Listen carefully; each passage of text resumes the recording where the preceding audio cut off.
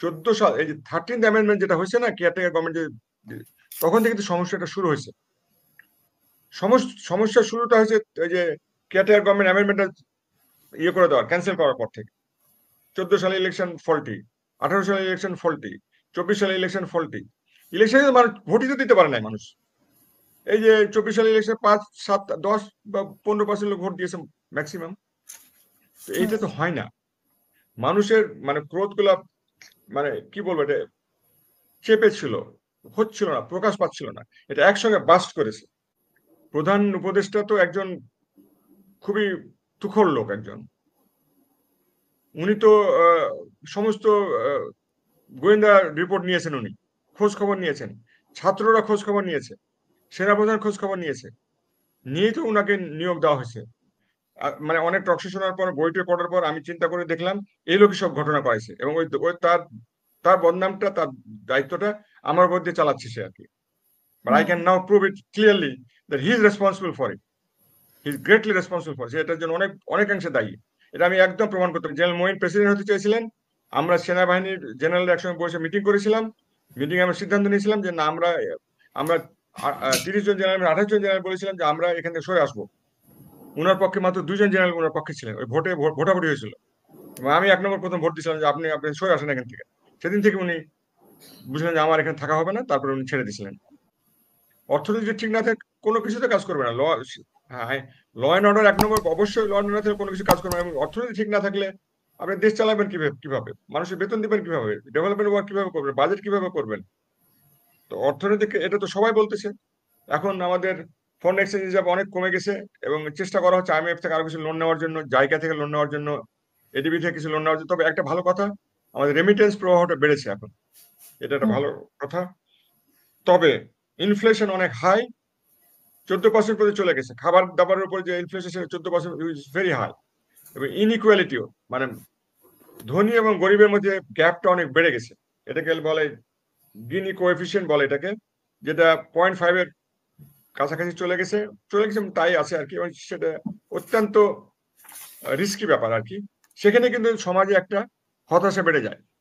যখন সমাজে ধনী এবং গরিবের মধ্যে গ্যাপটা অনেক বেড়ে যায়, তখন সমাজে আপনার এরকম বিপ্লব হয়। এবং এটা একটা বড় কারণ ছিল এই বিপ্লবের, এই যে ধনী এবং গরিবের মধ্যে অনেক গ্যাপ। যাদের কাছে দেখো 20% লোকের হাতে 80% অ্যাসেট আছে, আবার 80% লোকের হাতে মাত্র 20% অ্যাসেট আছে। আমেরিকাতে কিন্তু এটা আরো আরো বড় আকারের।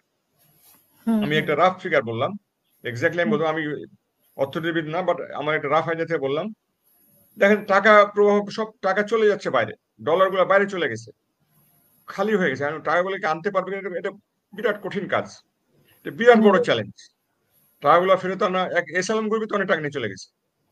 এই যে আমাদের তিনার নাম কি, দরবেশ বাবার নাম যেন, উনি অনেক টাকা নিয়ে চলে গেছেন, সালমান এফ রহমান।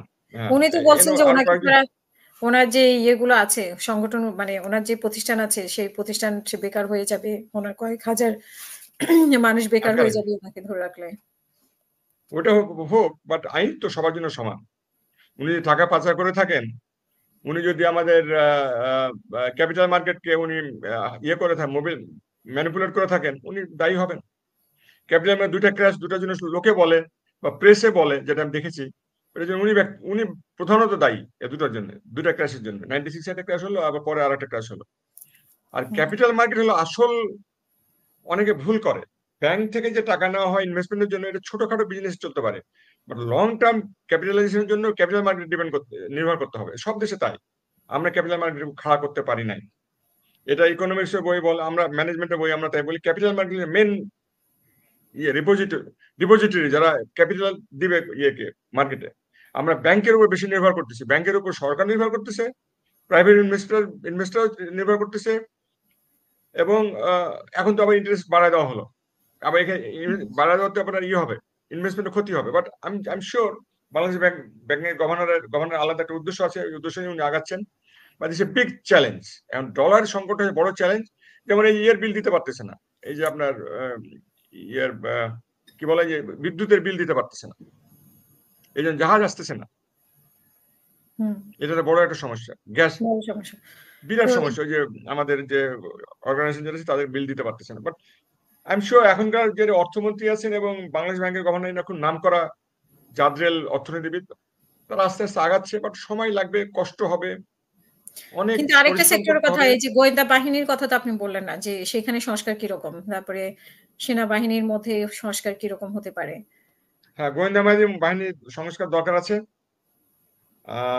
আমি বলবো যে আমাদের যে এনএসআই যেটা আছে, ন্যাশনাল সিকিউরিটি ইন্টেলিজেন্স, তাদেরকে আরো শক্তিশালী করতে হবে, এটা আমার ব্যক্তিগত ধারণা। এবং রাজনৈতিক গোয়েন্দা যেটা, সেটা তারা হ্যান্ডেল করবে, তাদের উচিত তারা এটা হ্যান্ডেল করা। রাজনৈতিক মানে রাজনীতিবিদদের উপরে তাদের। শক্তিশালী করা না রদবদল করা। কারণ আগের সরকারের লোকগুলো, পছন্দের লোকগুলোই তো অনেক ক্ষেত্রে গোয়েন্দা সংস্থার বিভাগগুলোতে কাজ হ্যাঁ, এটা করছে। গোয়েন্দা শাখার প্রধানকে তো চেঞ্জ করা হয়েছে, আরো লোককে চেঞ্জ হুম, করতে হবে। লোক চেঞ্জ করা একটা অংশ, বা তার রোল এবং তার মিশন, তার ভিশন কি হবে, তার ইকুইপমেন্ট কিরকম হবে, তার ব্যক্তি কিরকম হবে, সে বিদেশে কতখানি কাজ করতে পারবে, যে কাউন্টার ইন্টেলিজেন্স যেটা বলা হয়, ওটা বিদেশে সে কতখানি করতে পারবে, এগুলো তার মধ্যে, এগুলো কাজ, এগুলো হলো রিফর্মের কাজ আর কি। ডিজিএফআই এবং এনএসআই এর মধ্যে কাজটা ভাগ করে দিতে হবে। ডিজিএফআই এর কতখানি কাজ হবে, এনএসআই এর কতখানি কাজ হবে। ডিজিএফআই কিন্তু বেসিক্যালি মিলিটারি ফোর্সের জন্য এটা ইন্টেলিজেন্স, মানে হুম, আর্মি, নেভি, এয়ারফোর্সের কে আপনার ইন্টেলিজেন্স প্রোভাইড করা যুদ্ধ করার জন্য, বা দেশের ইন্টারনাল সিস্টেম যেন ভালো থাকে, এটা এই ভাবে আর্মি, নেভি, এয়ারফোর্সকে তারা আহ, ইয়ে করবে, মানে ফিট করবে। তো সেটা হলো ডিজিএফ এর প্রধান কাজ। এখন ডিজিএফ কে আবার ন্যাশনাল পলিটিক্স ইনভলভ করবে কিনা, এটা রিফর্ম করা যেতে পারে, চিন্তা করা যেতে পারে। ডিজিএফআই কে শক্তিশালী করবেন না এনএসআই কে করবেন, এটা একটা বড়, বাট আমার ব্যক্তিগত মত হলো NSI should take over entire political problem spectrum, পুরো রাজনৈতিক ব্যাপারটা এনএসআই হ্যান্ডেল করবে। ডিজিএফআই থাকবে, ফলো করবে, এটা এটা একটা হুম, হুম, হুম। ইন্টেলিজেন্সের অংশ, দ্যাট ইজ ওকে। এটা একটা রিফর্মের দরকার আছে, আহ, যেটা আমি বলতে চাই। আর সবচেয়ে বড় প্রবলেম হলো আপনার এই যে করাপশন, মানি লন্ডারিং, তারপরে ব্যাংকের যে অব্যবস্থাপনা, ব্যাংকের অব্যবস্থাপনা বিরাট। একটা কনসেপ্ট বলা হয় কর্পোরেট গভর্নেন্স। কর্পোরেট গভর্নেন্স এবং টপ ম্যানেজমেন্ট দুটো আলাদা এন্টিটি, এটা আইন আছে বাংলাদেশে। কর্পোরেট গভর্নেন্স দিবে পলিসি, ওভারসি করবে, বাট আমাদের দেশে দেখা যায় কর্পোরেট গভর্নেন্সের ওই চেয়ারম্যানরা এমডির কাজ করে। টপ ম্যানেজমেন্টকে বলে তুমি এই বছর তোমার এই টার্গেট তোমার ফুলফিল করতে হবে, কিন্তু ওইটা ঠিকমতো পলিসিগুলো ফলো করা হয় না, এই জন্য আজকে ব্যাংকের এই দুরবস্থা। এবং ফ্যামিলি থেকে বেশি ডাইরেক্টর নেওয়া হয়েছে, 9 জন পর্যন্ত নেওয়া নাকি যায়, সিস্টেমগুলো ওলটপালট করে দেওয়া হয়েছিল। এবং আশা করি এগুলো রিফর্ম করা হবে।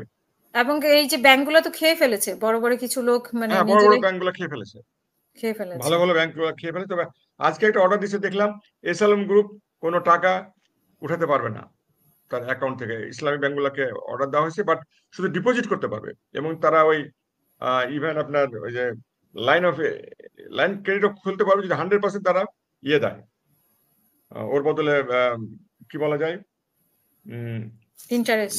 যেটাকে বলে যে রক্ষক হিসাবে সেটা মানে আহ, রক্ষক এটা হিসেবে দিলে যেটা পরে তখন দিবা, এটা ছাড়া দিবে না আর কি। হ্যাঁ, আচ্ছা। তো আম এগুলো আগাচ্ছে, আস্তে আস্তে আগাচ্ছে। হুম, ইটস এ আমি ডিফিকাল্ট টাস্ক, অনেক জঞ্জাল রয়ে গেছে, অনেক ঝামেলা রয়ে গেছে, প্রত্যেক সেক্টরে তো ঝামেলা রয়ে গেছে, আপনি কোথায় হাত দিবেন, যে বলেন আপনার কাছে কোথায় হাত আমি দিবেন। যেটা জানতে চাই সেটা হচ্ছে যে এই যে বা আওয়ামী লীগের রাজনীতি করবে কি করবে না সেটা নিয়ে একটা প্রশ্ন উঠেছে। গত ১৬ বছরে আওয়ামী লীগ যা করেছে এবং গত মাসে যে জুলাইয়ের মাঝামাঝি থেকে এই পর্যন্ত আগস্টের ৪ তারিখ পর্যন্ত যা কিছু ঘটেছে, তাতে কি আপনার মনে হয় যে আওয়ামী লীগের সুষ্ঠুভাবে রাজনীতি করার অধিকার এখনো আছে বা দেওয়া উচিত? এটা তো রাজনীতিবিদদের থেকে সিদ্ধান্ত নিতে হবে, সরকারের সিদ্ধান্ত নিতে হবে। এখন যদি এটা তো ধরেন যে আমি বললাম তো এটা এমার্জেন্সি গভর্নমেন্ট, এটা জরুরি অবস্থার গভর্নমেন্ট সরকার। এখন হুম, আওয়ামী লীগের এটা বড় চ্যালেঞ্জিং ব্যাপার, মানে আপনি একবারে পুরোপুরি নাও করতে পারবেন না, পুরো হাও করতে পারবেন না, বিকজ তারা যথেষ্ট অত্যাচার করেছে, আইন কানুনে ব্যত্যয় ঘটাইছে, নিয়ম কানুন মানে নাই, মানুষকে গুম করেছে, মানুষকে অধিকার হরণ করেছে, প্রেসের উপরে অধিকার হরণ করেছে, মানুষের কথা বলা অধিকার হরণ করেছে, যোগ্য ব্যক্তিদেরকে যোগ্য জায়গায় জায়গা দেওয়া হয়নি, এটা বিরাট ব্যাপার। মেরিট বেস কাজ হয়নি, আপনার রিলেশনশিপ বেস কাজ হয়েছে এখানে বেশি। আমার ভাগ্নে, আমার চাচা, এ ধরনের ব্যাপারটা হয়েছে আর কি। তো এগুলো তো আছে, অনেক লোককে মারা হয়েছে, অনেক লোক। এই এই আন্দোলনের সময় তো আপনি প্রায় 1,000-এর মতো লোক মারা গেল বলা যায়। হুম, হুম, আর ইনজুর্ড হলে তো আরো 2,000 মতো হবে, 3,000 হবে। হুম, তো এগুলো তো অন্যায়। পুলিশ তো ওইভাবে ওপেন ফায়ার করতে পারে না। ড্রোন ইউজ করা হয়েছে, হেলিকপ্টার ইউজ করা হয়েছে। এগুলো তো, এগুলো না, এগুলো মেনে নেওয়া যায় না, এগুলো মেনে নেওয়া যায় না, সরি। এগুলো বড় অন্যায় কাজ হয়েছে। কাজে সেখানে আমাদের যে ছাত্রদের নেতৃবৃন্দ আছে, আমাদের চিফ অ্যাডভাইজার আছেন, এবং পলিটিক্যাল পার্টির সিদ্ধান্ত নিতে হবে, দেশের মানুষের সিদ্ধান্ত নিতে হবে। নেক্সট পার্লামেন্ট সিদ্ধান্ত নেবে। কারণ আওয়ামী লীগ যদি আসে, সেটা কোর্ট দেখবে। আর যদি সরকার মনে করে যে না, তারা এত বড় অন্যায় করেছে, তাদেরকে আমরা, যেমন জামাত ইসলামকে ব্যান করা হয়েছিল, সেটা সিদ্ধান্ত উইথড্র নিতে করা। হবে। এটা বড় সিদ্ধান্ত, এটা একটা। এবং এখানে চিফ অ্যাডভাইজার যদি বলেন যে এটা পলিটিক্যাল ম্যাটার, পলিটিক্স, এটা হলে হবে না। ওনাকে আর একটু সামনে আসতে হবে, আর একটু বোল্ড হতে হবে, এবং সাহসের সাথে কথা বলতে। পলিটিক্স তো হ্যান্ডেল করতেই হবে, হুম। পলিটিক্স তো হ্যান্ডেল করতেই হবে। পলিটিক্স ছাড়া তো এটা চলবে না। আচ্ছা, আপনি, এক ধরনের হ্যাঁ, বাংলাদেশের এক ধরনের জরুরি পরিস্থিতিতে আপনারা কেয়ারটেকার গভর্নমেন্ট ছিলেন বা আপনারা মানে ক্ষমতা হ্যাঁ, মানে হ্যাঁ, হ্যাঁ। ইয়ে নিয়েছিলেন, দায়িত্ব নিয়েছিলেন। সেরকমই ঠিক সেরকম না হলেও একটু পার্থক্য হলো এই সরকার নিয়েছে। তো সেই সরকারের মধ্যে এই সরকার, সেই সরকারও একটা চ্যালেঞ্জ মোকাবেলা করেছে। এই সরকারও আরেক ধরনের চ্যালেঞ্জ মোকাবেলা করবে। আপনি আসলে পার্থক্যটা কি দেখছেন? এবং আ আ আপনারা যে চ্যালেঞ্জ গুলা মোকাবেলা করেছেন, সেটা থেকে এই চ্যালেঞ্জ গুলা কতটা আলাদা বলে আপনি মনে করেন? ওই সরকারের অত বড় চ্যালেঞ্জ ছিল না। আচ্ছা, এখন যে চ্যালেঞ্জের মুখোমুখি হ্যাঁ, উনারা আছেন। ওই ওই সরকার তো একটা, ধরেন, ওই যে আন্দোলন হয়েছিল, এটা একটা পার্টি বেস আন্দোলন ছিল। বিএনপির এগেনস্টে আওয়ামী লীগ ওইটা আন্দোলন করেছিল। আর ওই সরকার তো একটা স্ট্যাবলিশ সিস্টেম ছিল, তখন পুলিশ তো অপারেশনাল ছিল, র্যাব তো হুম, অপারেশনাল ছিল, আর্মি, নেভি, এয়ারফোর্স তো ডাইরেক্টলি ওই সরকারকে ব্যাক করতেছিল, ডাইরেক্টলি বলে তো হয়েছিল আর্মি ব্যাক কেয়ারটেকার গভর্নমেন্ট। এবং আমি তখন প্রেসিডেন্ট অফিসে ছিলাম, যে আমাদের হাতে কোনো পাওয়ার ছিল না তখন, সব পাওয়ারটা চলে গেছিল কেয়ারটেকার গভর্নমেন্টের কাছে, ফখরুদ্দিন আহমেদের কাছে। থিওরিটিক্যালি, প্র্যাকটিক্যালি জেনারেল মইনি এটা চালাতেন বলতে গেলে, বা তিন সার্ভিস চিফ। কাজে ওদের চ্যালেঞ্জ তো ওরকম ছিল না। ওদের চ্যালেঞ্জ ছিল যে একটু রিফর্ম করে ইলেকশনটা কন্ডাক্ট করে দেওয়া। এবং তারা বলে দিয়েছিল প্রথম দিনই তো, চিফ অ্যাডভাইজার বলে দিয়েছিল আমি 2 বছরের মধ্যে ইনশাল্লাহ ক্ষমতা হস্তান্তর করে আমি সরে যাব। তো ওই সরকারের তো এত বড় চ্যালেঞ্জ ছিল না। এই হুম, চ্যালেঞ্জটা তো আপনি চিন্তা করেন, 14 সাল, এই যে 13th অ্যামেন্ডমেন্ট যেটা হয়েছে না, কেয়ারটেকার গভর্নমেন্ট, তখন থেকে তো সমস্যাটা শুরু হয়েছে। সমস্যার শুরুটা হয়েছে ওই যে কেয়ারটেকার গভর্নমেন্ট অ্যামেন্ডমেন্টটা ইয়ে করে দেওয়ার, ক্যান্সেল করার পর থেকে। 14 সালে ইলেকশন ফল্টি, 18 সালে ইলেকশন ফল্টি, 24 সালে ইলেকশন ফল্টি। ইলেকশনে মানুষ ভোটই তো দিতে পারে নাই মানুষ। এই যে 24 সালে ইলেকশন 5, 7, 10 বা 15% লোক ভোট দিয়েছে ম্যাক্সিমাম। তো হুম। এইটা তো হয় না। মানুষের মানে ক্রোধ গুলা, মানে কি বলবো, এটা চেপে ছিল, হচ্ছিল না, প্রকাশ পাচ্ছিল না। এটা একসঙ্গে বাস্ট করেছে। কাজে এটা একটা মহেরু আকার ধারণ করেছে, যেটাকে কিন্তু আপনি আপনি সামলানো। যে বলছেন আজকের এই পরিস্থিতির জন্য বা এই সরকার ক্ষমতায় আসার জন্য পুরোপুরি 111 কে দায়ী করা হয়। যে 111 এর জন্যই আজকে আমি এই আমি সরকার। আমি এগ্রি করি। আমি আমি মানতে রাজি আছি, আমি মানতে রাজি আছি কথা। 111 সরকারি আমাদের দেশটাকে প্রকারান্তরে বিদেশ নির্ভর করে দিয়েছিল, এটা আমি মানতে একদম রাজি আছি। এবং আমরা বোধহয় কিছুটা দাসত্বের ইয়েতে পড়ে গেছিলাম, খপ্পরে পড়ে গেছিলাম। এটা একজন ব্যক্তির ব্যক্তিগত কারণে এটা করতে হয়েছিল। ওই হুম, জন্য কেউ কেউ বলে যে 2008 সালে ইলেকশনটাও হয়তো ইঞ্জিনিয়ার করা হয়েছিল। কেউ কেউ বলে কি এটা অনেক এখন বের হয়ে আসছে, এ তো ইয়ের হুম, বইয়ে তো ঠিক লিখেছেন, প্রণব বাবু বইয়ে তো লিখছেন, এটা ডাইরেক্টলি হুম, লিখছেন। কোনো ইয়ে নাই, এটা তো কোনো রাগ ঢাক তো কিছু নাই।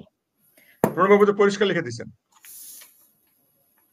তারপর আরেকটা বই বের হয়েছে, ওই যে লন্ডন ইউনিভার্সিটি সোয়াসের একজন প্রফেসর, উনি ক্লিয়ার কাট লিখছেন তো, ক্লিয়ার কাট বিডিআর ইনসিডেন্টের উপর বই লিখছেন, ওখানে ক্লিয়ার কাট লিখছেন।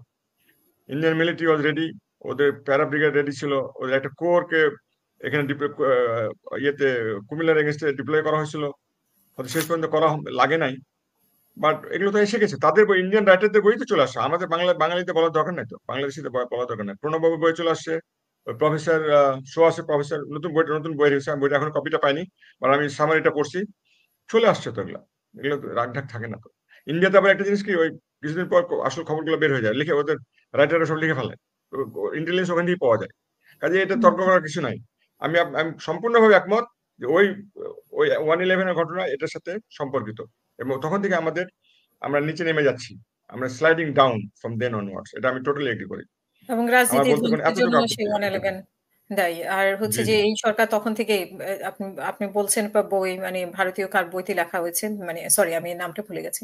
জি জি যে উনার বইতে লেখা হয়েছে যে ২০০৮ সালে নির্বাচনটাও হয়েছে, মানে কারসাজি হয়েছে। তো সেই ক্ষেত্রে তো আমরা 111 কে আমরা মানে 111 এর সাথে যারা জড়িত ছিলেন, তাদের কাউকে তো হুম। আমরা এর সাথে এই সরকারের সাথে আঁতাত ছিল না এরকম কিছু আমরা বলতে পারি না। এটা এখনো বেশ আগাম, এখনো ওইরকম ইন্ডিকেশন দেখতে হবে, এখনই বলাটা ঠিক হবে না, আরো কিছুদিন তখন দেখতে হবে। তখন যে নির্বাচন আর কমিশনার ছিলেন, উনাকেও হুম, তো আমরা এটা দায়মুক্ত করতে পারি না। তারপরে এখন যিনি উম স্বরাষ্ট্র উপদেষ্টা এখন যিনি হয়েছেন, হ্যাঁ, উনি ছিলেন, অনিল সাথে ছিলেন ছিলেন হুম, আর ইয়ে সাখাওয়াত সাহেব তো উনি ইলেকশন কমিশনার ছিলেন 2008 সালে ইলেকশনে। হুম, কেউ কেউ বলে যে ইলেকশনে ওই যে ইয়েগুলা কনস্টিটিউশন যেগুলো ভাগ করা হয়েছিল, ওখানে নাকি হেরফের করা হয়েছিল। এটা হুম, এটা তো অনেক বইয়ে চলে আসছে, তো এটা অনেক বইয়ে চলে আসছে, এবং এটা এখন উনি ব্যক্তিগতভাবে দায়ী না কমিশন পুরাটাই দায়ী সেটা দেখতে হবে। হুম, কমিশনের চিফ এক্সিকিউটিভ ছিলেন ডক্টর শামসুল হুদা, উনি একজন কমিশনার ছিলেন। আর যেহেতু উনি আর্মি থেকে গেছিলেন, জেনারেল মঈন তাকে সিলেক্ট করেছিল, কাজে সেখানে একটা কথা তো থেকে যেতে পারেই। এগুলো কিন্তু সব হাইপোথেটিক্যাল, এবং থেকে যেতে পারে আমি বলতেছি, আমি স্বতঃসিদ্ধ ভাবে বলবো পারবো, because এটা তো আইনের ব্যাপার, এটা প্রমাণ করতে হবে, কোর্টে হুম, প্রমাণ করতে হবে এটা। বাট এটা একটা হাইপোথেসিস বলতে পারেন, এটা অ্যাজাম্পশন বলতে পারেন, এটাকে একটা ফর্মুলেশন বলতে পারেন। বাট এটাই হয়েছে এটা আমি বলতে পারবো না এখনো। হ্যাঁ, কেউ যদি ডাইরেক্টলি বলে ফেলতেন, স্বীকার করতেন, বা কোনো উদ্ধৃতি হুম, দিয়ে বলতেন, বা কোনো ঘটনা দিয়ে বলতেন, তা মেনে নিতাম। বাট হ্যাঁ, এখানে একটা লিঙ্কেজ থাকতেই পারে, হুম। আমি বলতেছি থাকতেই পারে, থাকতেই পারে, নাও থাকতে পারে। সেটার সূত্র ধরেই ওনাকে মানে এইবার যে উনি স্বরাষ্ট্র উপদেষ্টা হয়েছেন সেটারই সূত্র টানা হয়েছে যে ওনাকে সেটা সেই সম্পর্কটাকে রেখেই উনি এই কথাগুলো বলছিলেন। যে কথার জন্য ওনাকে সরিয়ে দেওয়া হয়েছে অন্য ডিপার্টমেন্টে। আ উনি বোধহয়, আমার মনে হয় যেটা বলতে চেয়েছিলেন, উনি একটু ওই টক শো করে বেশি, তো কথা একটু বেশি বলেছেন আর কি। আর কথাটা বোধহয় একটু মিস ইন্টারপ্রেট করা হয়েছিল, উনি বেশি টক শো করতেন। তো যারা কথা সাধারণত দেখবেন না, একজন টিচার খুব কথা বলতে পছন্দ করে, শিক্ষক, পুরনো শিক্ষকরা। তো যারা টক শো বেশি করে তারা একটু কথা বেশি বলে, ওই কথা বলতে গিয়ে হয়তো ওই সাংবাদিকরা ওই মাঝখান থেকে থ্রেড নিয়ে নিয়েছে, নিয়ে একটা সমস্যা ফেলা দিয়েছে ওনাকে। আর 1/11টা ওনার ঘাড়ে চাপিয়ে দেওয়া হয়েছে। দুই হুম। হাজার আট সালের নির্বাচনটাকে একটু বিতর্কিত করা হয়েছে, বিতর্কিত হতে পারে, হতেই পারে, এইটা হয়েছে। আর তো এই তো সেই সূত্র ধরে 1/11 তো সাথে লিঙ্ক।